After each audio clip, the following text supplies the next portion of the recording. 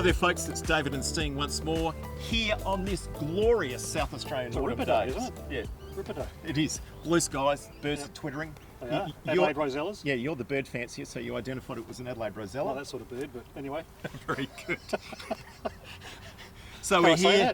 that? Yeah, back to business. We're here on a very important subject, and that is towing. Towing is a massive subject. It is a massive subject and Yeah. a confusing one. It is. There's lots of numbers. And we're going to have another segment devoted directly to that to explain to you the differences between aggregate masses, gross vehicle mass, gross combination mass. So that is coming sometime soon. But we're going to talk about ways to alleviate some of the weight issues. Yep. And that's to discuss Milford's weight distribution hitches. Now, let's talk about the Triton, because Trev the Triton is our tow You're tote going to today. test my memory on some numbers here, aren't you? I can am tell. indeed. Okay. So I wonder if you can rattle off some data on the So, Triton, please. Trev, got to bear with me on this. So Trev the Triton's the top of the range MQXC Triton. Yep. Gross vehicle mass of 2,900 kilos. Yep. Just sitting on the sidewalk with a full tank of fuel, which is your curb weight, is 1,955 kilos. Yep. Leaving you with a payload of 945 kilos. Okay. Now, he's rated to tow a van or trailer up to 3,100 kilos per hour. Okay, so that usually equates to around 10% of that load Yeah. transfers into total And it downforce. does exactly on this car, so 310 Yeah. kilos. And it's just as well we've got that capacity, because today we are right on that limit with this Jayco van. We are, yes. So Steen, you've told me about the Triton's capacity. I want to just tell the viewers about this Jayco Silverline that we've got here now. So this weighs empty, so the tare weight around 2,500 kilograms. It can go up to 3,100, so like I said, it's right on the limits of the Triton's towing capacity. And the tow ball downforce that it's exerting is around the 210 to 250 kilogram mark, depending on how much load you've got in here, like what's the condition of the water tanks and all the other gear that you've got for your holiday. And Steen, you're holding this magnificent gadget I am, here, this device. which is our way of measuring that tow ball downforce. So by putting this under the tow ball coupling there, Yep.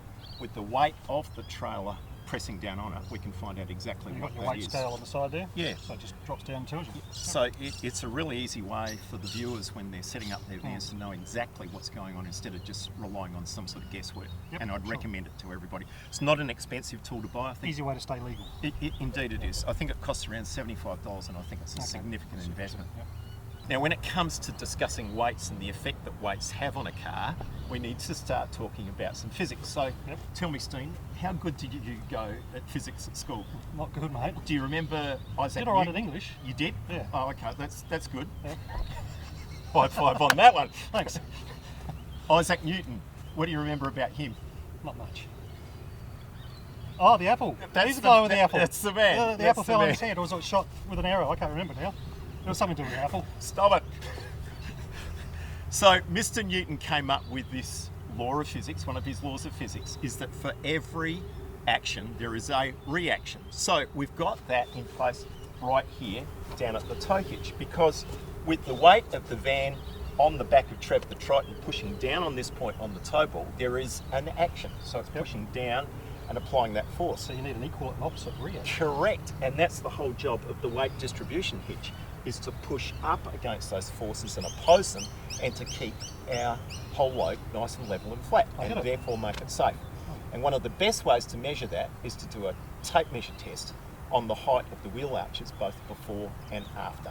Aha, and that's to see what the vehicle's doing. Yeah, as see to if whether we're you've flat. leveled it up or not. Because the last thing you want is what Yeah. you see classically out in the road, where a car is poorly loaded, the nose is up in the air and the bum is dragging on the ground, and that is dangerous. And that's obviously what you have a weight distribution hitch to do, is to level your car out. To To correct level the the whole Yep, whole caboose out. absolutely. Yeah. So now I'm in possession of my facts when it comes to the weight of both Trev, the Triton, and also the Jayco. I can go about selecting the appropriate Milford weight distribution hitch. There's the light duty application at 272 kilograms, the intermediate at 362 kilograms, and a heavy duty one at 544 kilograms. So, time to get down to business and have a look at the individual components. So let's start on the back of Trev. Trev is running one of Milford's Ultimate tow bars. Fabulous design. It's got the patented hitch hush arrangement, keeps all the rattles and squeaks out of the way.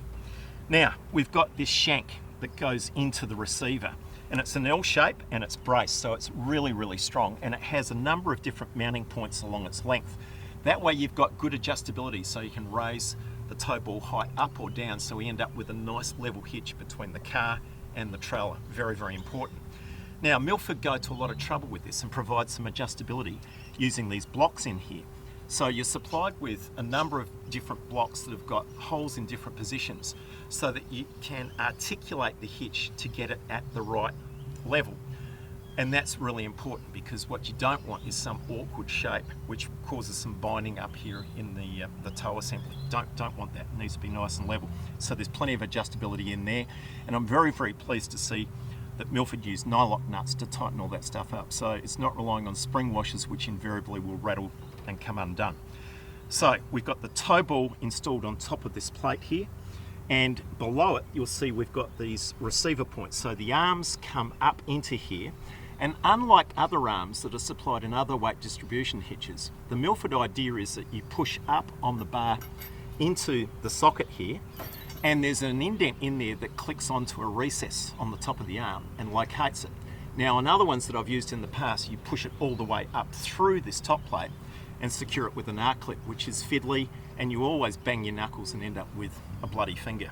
Not much joy there. So with the arms secure in there, and I should say that this socket in here is also greasable as well, so there's a grease point in there which will further aid to keep things nice and quiet. Now, the arms, as we mentioned before, they come in 3 different weight categories. So depending on how much load you're carrying, you can select an arm that will do that job. And its job, under tension here, courtesy of the chain, is to lever some force up onto this point and to level out the ride. So usually when you put a heavy weight on the back of a car, it does a bit of a dipper. This counteracts that force and pushes back up to maintain that nice equilibrium. Now, the chains are installed up in here. There's a cam over arrangement in here which allows us to get some tension length on these chains very, very easily. So there's just a short arm that we install on there, lift it up into position, and that puts some good load onto that point. The coupling up here is nice and sturdy too, so we've got some press steel C-clamps that are secured with a bolt on the back here that clamp onto the drawbar of the caravan, so that's never ever going to come off, but that provides a really secure fixing point for the chains, and that takes all the guesswork out of that. Nice and secure and snug. It's not going to come undone. And that's about it. That's what the componentry is in the box. It's a very complete package. The installation procedure is very easy to work out. If you've got any aptitude with some simple tools, you'll be able to get this onto your caravan and onto the back of your car in a jiff.